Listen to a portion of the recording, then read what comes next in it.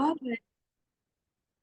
Let's start, everyone. Let's start a quick one-shot revision of SA 300. What is the full name of SA 300?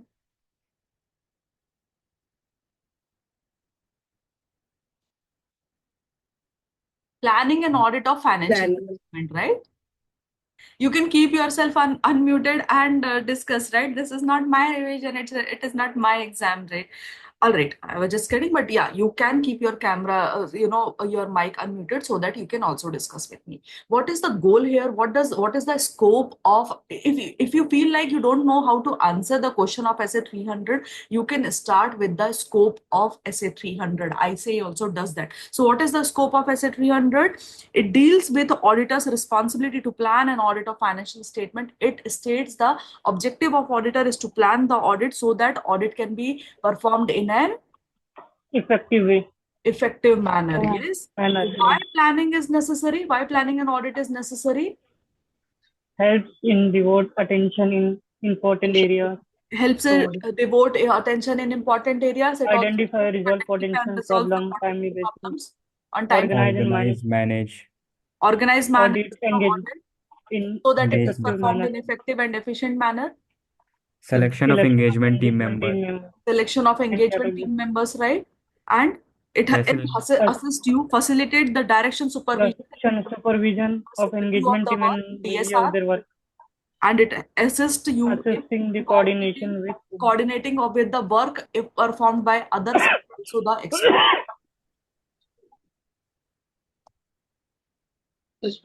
Correct, everyone? Okay. yes, ma'am. Nature of audit planning, is it a continuous and iterative process? The answer is yes. Planning is not a discrete phase of audit, but rather a continual and iterative process that often begins during the completion of previous audit, and it continues till the completion of current audit engagement. However, there are certain things that you still need to complete prior to your further audit procedures. For example, if you want to use any analytical procedure for your risk assessment procedure, then you have to do it much before. Then if you want to obtain, need to obtain the general understanding of the legal and regulatory framework. That too you do it before you put the further audit procedure. You calculate materiality before further audit procedure. You involve experts, decide to involve expert before you decide to do the further audit procedure. And if you want to perform any risk assessment procedure, do it prior to further audit procedure. But don't do your planning alone, because you will not get the help of experience and insight gained by your team members. So always involve, along with the engagement partner, other key members of the engagement team should be included in the planning activity, so that auditor can actually draw the help of experience and insight gained by the team members. Are we all clear so far? My point is, can you discuss the element of your planning with the management? The answer is yes. You should discuss your elements of planning with the management, so that entities management can facilitate the conduct and management of audit engagement. Right? Do not jump into writing. It should not compromise the. I know you are tempted to write ki yeah, we shall discuss, but it shall not compromise the effectiveness audit. But who will write ki why you should discuss it? Because then management can facilitate the conduct of audit and the management of the entire audit engagement. So whenever you're sharing your audit strategy, audit plan, please be very careful not to compromise on the effectiveness of the audit. Then in the basics of chapter 3, SA 300, they have explained you what are the elements that are included in audit planning. So one, your preliminary engagement activities, and second is your planning activities. There are only 3 preliminary engagement activity. You have to perform certain procedure to decide whether you want to continue or accept the client, and you also want to evaluate the requirements of ethical requirement, including independence, and then you also want to establish your understanding related to terms of engagement. Okay, when they say you have to accept and continue the client relationship, what do? You have to make sure that you appropriate procedure have been followed and conclusion that have been reached are appropriate. You also need to obtain certain information about the client before accepting or continuing the client. You also have to consider the matter related to integrity of whom? किसका integrity? Principal, owner, key management, and principal owner. TCWJ. Principal owner के manager KMP. Person. From that, relating to competence of your engagement team and matter that arise in the current and previous audit, whether it is enough, right? Then you have to, when you evaluate, okay, so when you evaluate your ethical requirement, including independence, please ensure that you are finding all the relevant information to identify and evaluate whether any threat to independence is created. If you identify any breaches, find out whether those breaches are creating any threat to independence, and then take appropriate action to eliminate those threats or reduce them to an acceptably low level by applying the safeguard. If it is not proper for, if it is not easily done, then what do? You withdraw from the audit Withdraw. engagement, and if it is permitted by the law regulation. And then also these kind of matter, if you are not able to resolve your inability, you should inform to the entire, like the managing partner and the CEO kind of people. Are we all clear so far? Then please make sure that you are also establishing the understanding of the engagement terms, because it is in the interest of both entity, also you also, that there is no misunderstanding when it comes to the understanding the scope and objective of the audit, right? Then what is included in the planning activity? See, elements of planning include both preliminary engagement activity and planning activity. Planning activity also include two things. One, you develop the overall audit strategy, and then you develop the overall audit plan. What is overall audit strategy? Overall audit strategy sets out the scope, timing, and direction of the audit that guides the development of audit plan. Are we all clear? If I say gives you this line anywhere in your books, establishing the overall audit strategy, how does it help? Yeah, or the process of establishing overall audit strategy assess the auditor to determine, subject to the completion of auditor's risk assessment process, what are the benefits? Basically, how does it help? So you want to answer in your exam that, or establishing overall audit strategy assist in employment of qualitative resources, because then auditor can decide to employ experienced member for the high risk area and experts for A complex matter. Complex matter. matters. Beautiful. Then also auditor is able to decide the allocation of the quantity of resources. For example, they want to include the sufficient number of people for the inventory count. They want to include the a sufficient number of people to review the work of other auditors during the group audit. Then it also help you. It also assists you in deciding the deployment of resources, timing of deployment of resources. There are two examples. One, you have to think about the interim audit stage, and then you have to decide about the key cutoff date. Then establishing overall audit strategy also helps you manage your own resources. What manage your own resources? One, you direct your engagement team. Second, you supervise your engagement team during the briefing and debriefing meeting, and you also review the work that is to be done by them. You also decide whether you want to take the review on site, off site. Plus, if there is engagement quality control review that you need to get it done in case of listed company, whether they have completed the EQCR. Then comes the $1 million question for your examination. What are the factors to be taken into consideration by establishing overall audit strategy? How many points are there, guys? How many factors are there? 5 points, Sanjay. 5 points. Everyone remembers this. There are 5 factors. Yes. First, you have to determine the characteristics of the engagement that defines as the scope. How do you define the characteristics of your engagement? Find out what is the FRF applicable in which business Nature segment. of business segment. Do you need any special knowledge for that business segment? In which industry does it exist? And is there any regulatory requirement? And can you also use the audit evidences that you have obtained from the previous audit?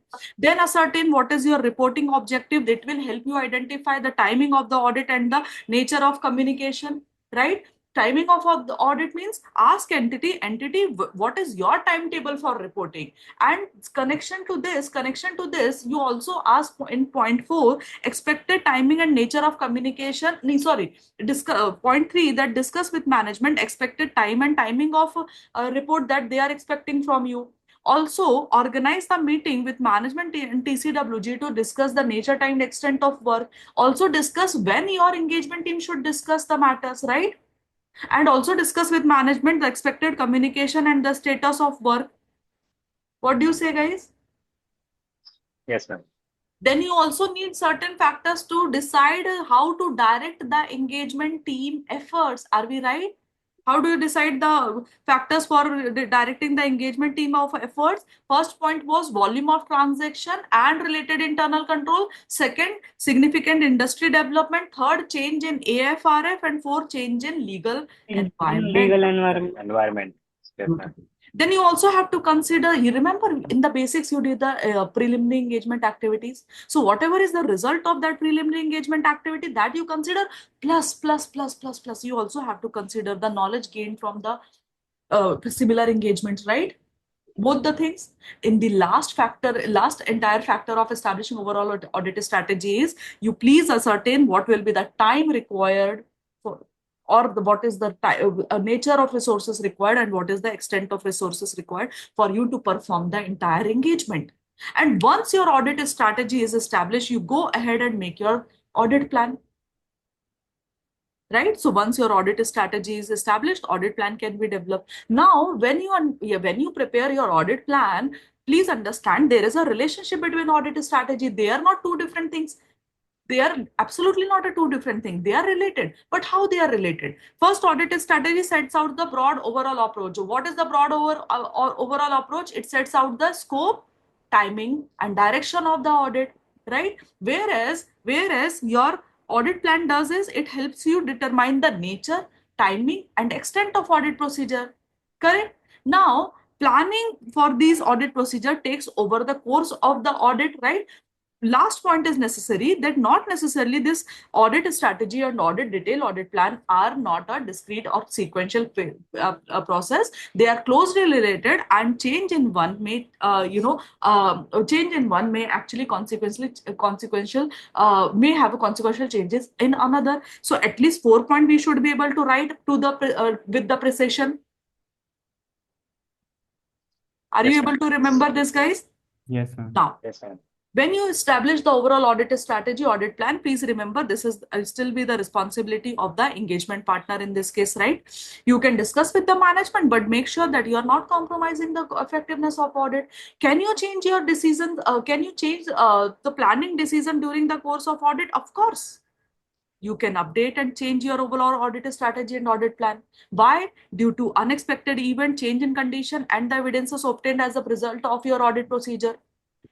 Yes, ma'am. Right? And whenever you change your audit strategy, it will have a resultant change in your audit strategy or audit plan. It will have your resultant change in the nature, time, and extent of further audit procedure. Yes, ma'am. Right?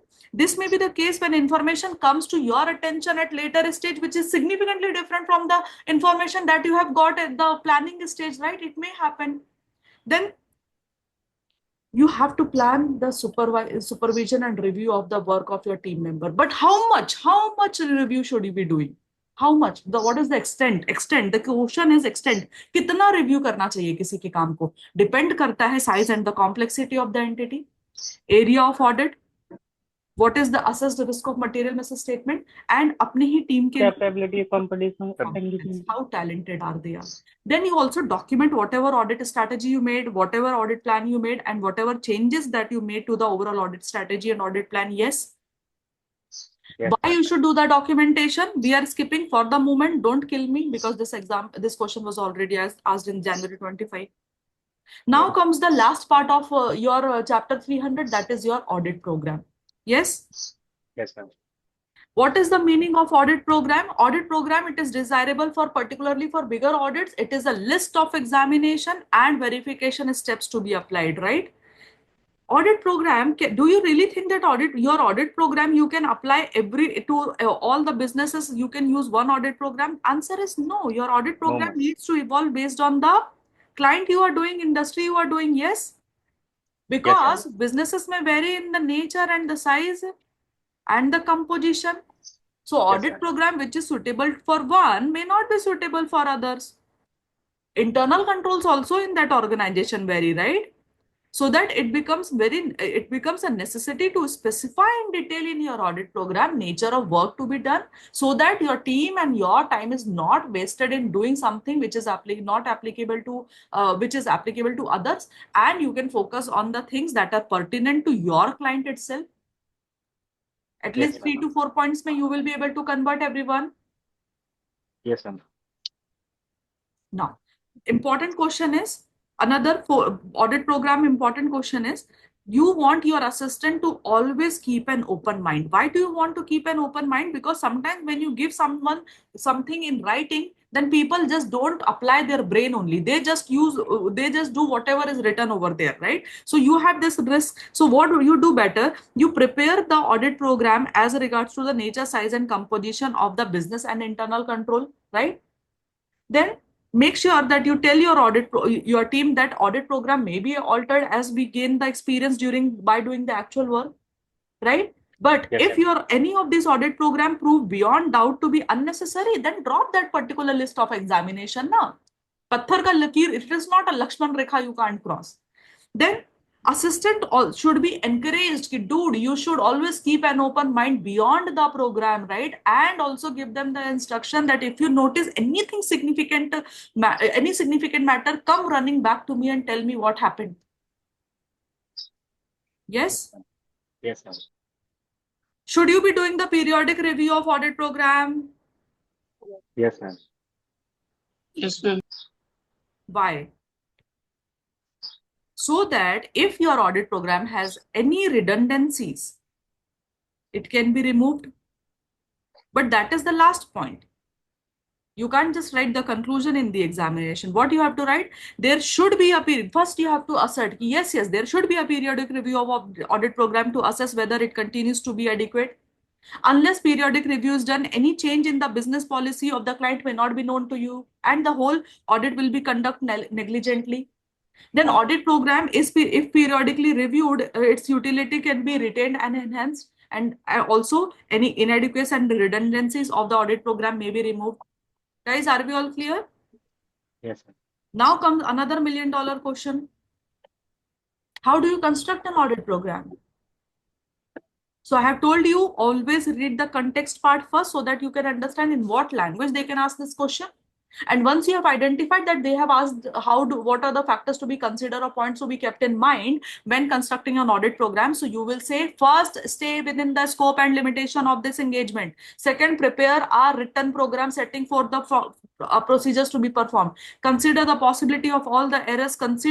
Coordinate with the procedures to be applied with the related item. For example, sales and data, right? Then determine what is the best evidence which is available in reasonable time. Then take only those steps which are helpful in accomplishing the verification purpose, and include audit objective for each area so that people who are doing that verification, they know why they are doing it. Yes, ma'am. Yes. Then comes audit program is designed to provide the audit evidence. We are like, yeah, we know audit program is designed to provide the audit evidence. But the question is, how do you pick up those audit evidences? So there are various ways available to you. Documentary examination, physical examination, statement and explanation received from the management official employees. A statement and explanation you receive from the third party. Arithmetic calculation done by you. Steps of state of internal control that you check, and internal checks. Then interrelationship, for example, the ratio analysis and all. Then subsidiary and memorandum records, minutes of meeting, and any subsequent action taken by the client or anyone else. The question here is it of any help that you preparing the audit program or your boss giving you audit program? Obviously, there are 7-8 advantages given to us. So they must be of some use, right? First benefit is it provide assistance in carrying out the audit with clear set of instructions, right? It gives a clear set of instruction so that assistant know how to carry out the work. Then in major audit, it gives a total perspective of work to be performed to all the team members. Then if you prepare a proper audit program, it will also help you in the selection of the team based on their experience and expertise, right? If you don't have the audit program, you will end up doing the work negligently because you are following the mental plan. So there is a danger of overlooking. Yes, ma'am. Then the assistant, by putting the signature, they also take the responsibility. Yes, sir, I will do it perfectly. Then the principal can control the progress of various audit because principal is not only handling one audit, right?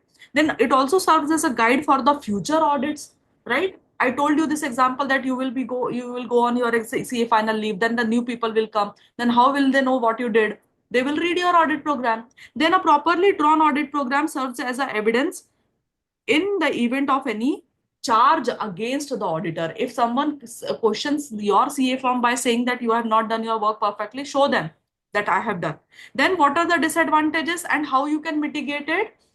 But first disadvantage, your work can become mechanical. Second, audit program is very rigid. It is very hard to change. Then inefficient employees, inefficient assistant can always take the shelter behind the audit program. And the hard and fast audit program may kill the initiative of people who are very efficient entrepreneur mindset people. But the thing is, how do you mitigate? Can you mitigate? The answer is yes. You can mitigate this risk or disadvantages by doing an imaginative supervision. Yes, ma'am. You must be of the receptive attitude when it comes to your own team member, your assistant, and tell those people, encourage them to, observe all matters objectively, unbiased manner pe, and also bring out to the notice of you if they have noticed any significant thing. Are we all clear with SA 300 guides? Yes, ma'am. Cool. Shall we go to chapter 3? Sure, ma'am.